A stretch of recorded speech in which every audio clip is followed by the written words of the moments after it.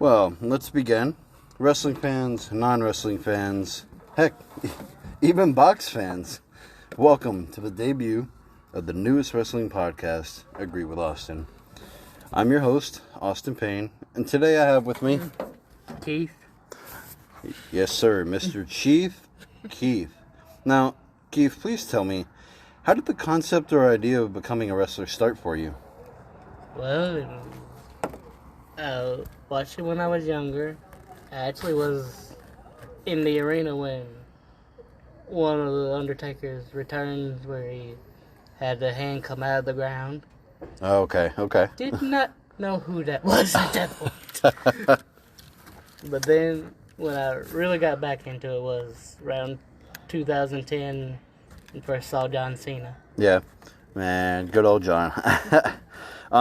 Who was your inspiration in your journey, and how do you continue to motivate yourself?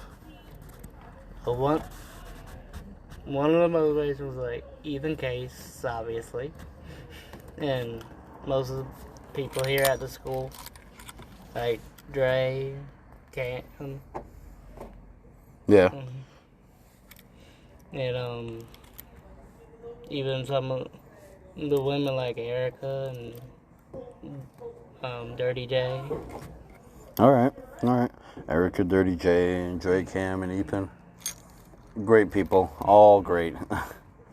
If you could create your own wrestling stable, who would be in it, and what would it be called? Can anyone be in it? Go for it. Who would be in it? Well, obviously, I'd want John Moxley. Okay. And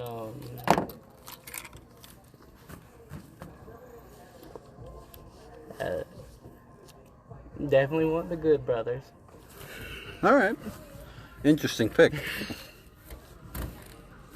And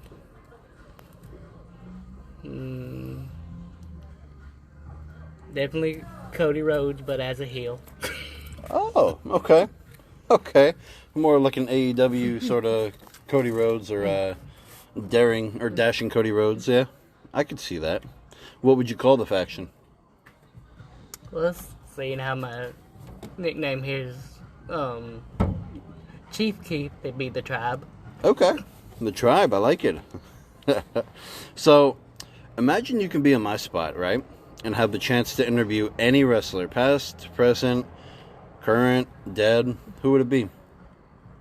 If you could just pick one. One, Undertaker. Yeah, that is a mind I would love to pick. Man, it's been around a while. Who's the most influential wrestler you've met in and outside the ring? Well, in not so much, just because you're still training, but... Outside the ring, probably Raylan. Raylan Albee? Yeah. And why is that? Just love hearing him like break down moves and matches. Yeah. All right. And I've been a fan of him since his debut. Join the key. Join the key. Yeah. Join the key, guys. You heard it first. If you had the opportunity to book a dream tag team match for yourself in front of any promotion, who would you choose and where? How many partners? Let's go traditional tag team. One partner. Traditional 2v2. Does it have to be a male? Oh, I wouldn't say yeah. No. So then my answer is Million Johnson. Okay. And we'd be against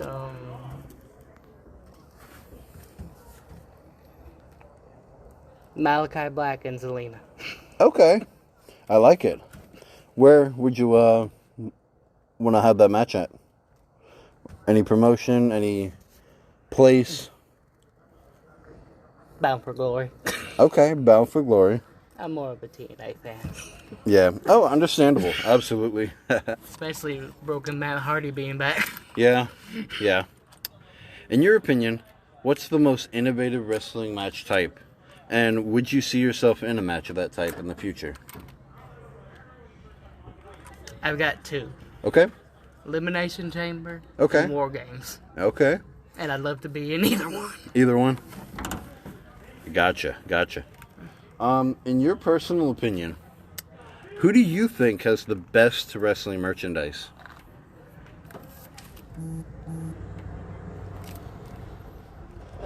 I'd say Dre the Goat. Trey the Goat? Especially his new ones. Yeah. Yeah. If you guys ever come across Trey the Goat, his airbrush stuff is phenomenal. He does it all by hand, so no piece will ever be like exactly the same. So everyone's a one of one. They're sick. I have a piece myself. So go get them when you can. I have a hat and a shirt. Oh, you lucky. Who's the most dedicated wrestling fan you know, personally? Other than me? Hey, I mean, if it's you, then I say it's you. I would say, because even before I was at the school, I've been going to PCW for a long time. Yeah, I got you. What's the most innovative wrestling training facility or school you've learned about or trained at? I've only trained at this one. And this one is? The Metal Wrestling Academy. All right.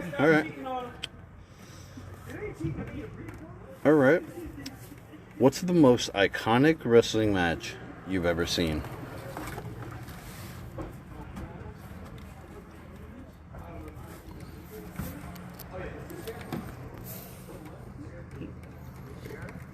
The only one I can think of is Sting's last match. Sting's last match? Yeah. And man, what a match that was to see live, wasn't it? Yes. That was incredible. Like, I was like in tears just about. I was after the match. Yeah. Even though I had only seen Sting's career from like TNA till now. Yeah. Oh, absolutely. But like, we had taken a couple friends up there, and one of them I know was definitely in deep tears. Who do you think in wrestling has the best attire, or any of their attires?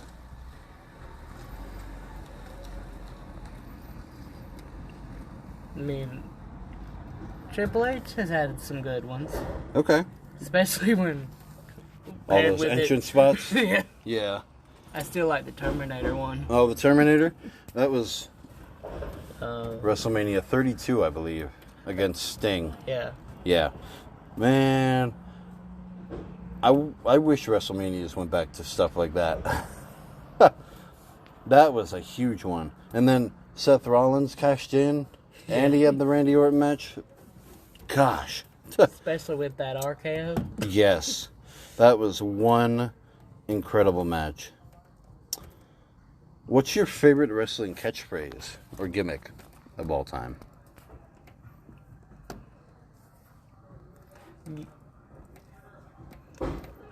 Probably now the favorite gimmick is probably the original Wyatt family. Okay, the original one? Yeah. Like from the Swamp, Bayou, Yeah. all them, yeah? I got you. I go back and watch those now. It's like, if only he had lived longer. Yeah. I still Man, say what a shame. I still say he would have been this generation's Undertaker. Oh, easily, by far. And with that documentary that came out, all the ideas he had coming, man, I hope they can definitely make that worth the story that they're building now. Yeah. If you could choose a wrestler to have their own reality TV show, who would it be? And who would you cast in it?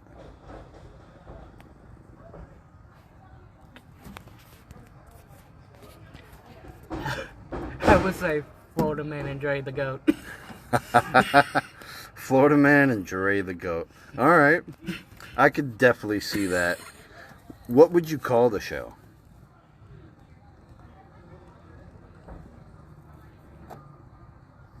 Oh, I got you on that one.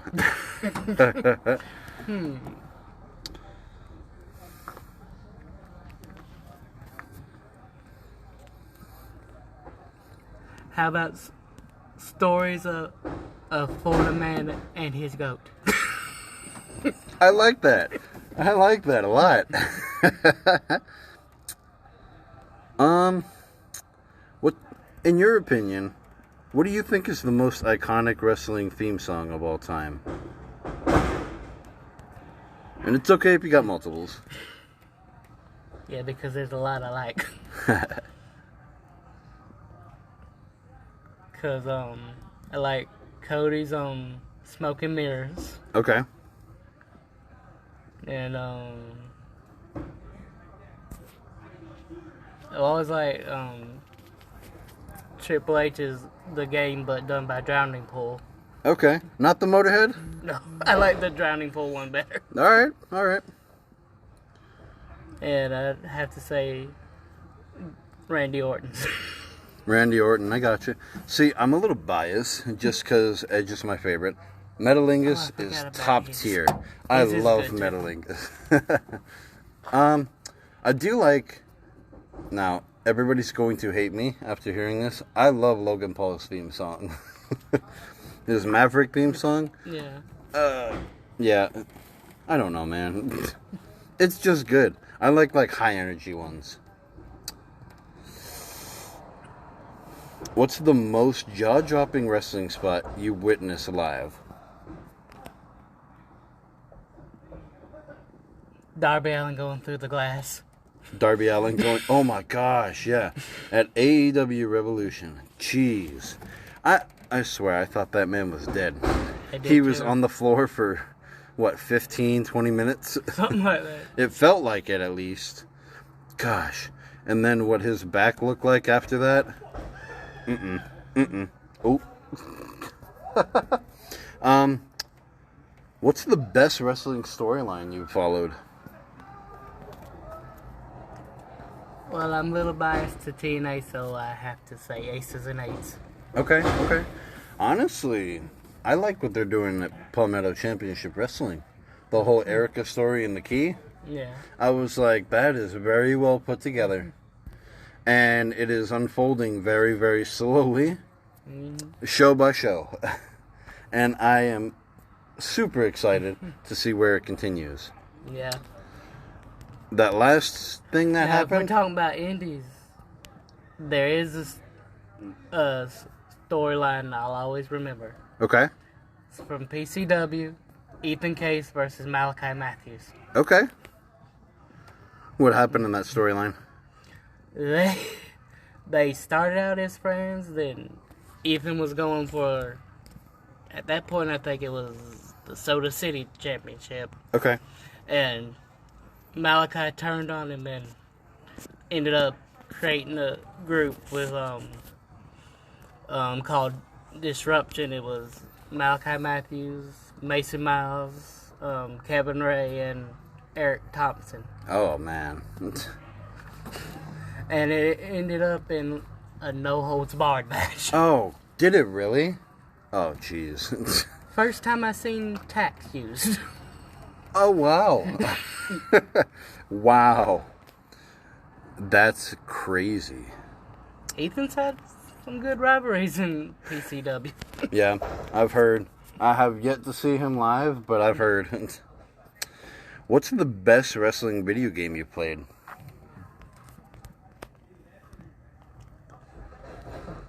Probably like 07 because I just like that general manager mode. Okay. Mostly because you can cut off injuries on that one. Can you really? Yeah. Once you win a season of it, you can cut off injuries. Really? I wish they did that on the new one. Yeah, honestly. Yeah. What's the funniest wrestling blooper you've ever seen? Or botch, in other terms. Probably, I don't remember who Orton was facing, but he kicked someone and he was on the announce table and his foot went through the hole where the monitor went. Oh no, did it really? Yeah. And he just gets up and like laughs and I was like, Oh man. What? There was one I saw live. It was bad. It was on a Raw. I forgot who it was, but it was bad. He tried to set somebody up on the table, and the table ended up breaking before he could even do his move. I was like, oh no. Oh no. So he went through with it anyway. And the scream that man let out, I was like, oh, okay. Well, I do appreciate your time, Keith. You are a trainee at Palmetto Wrestling Academy. Yes. How long have you been in? About 8-9 months. 8 or 9 months. Perfect. Well, I do appreciate you taking the time. Everybody, where can we find Keith on his socials? Facebook, it's Keith Hensley. On Instagram, it's Gizmo KDH, and I don't remember what my Twitter is. I got you. Well, you have his Facebook, you have his Instagram. Go ahead and give him a follow. Definitely a bright star coming up in the future. Keith, thank you. And thank you all for listening. And one last thing. Yeah? I am single, and I am looking. You heard that, everybody. He is single, and he is looking. Perfect. Well, that wraps episode 1. May the interviews continue.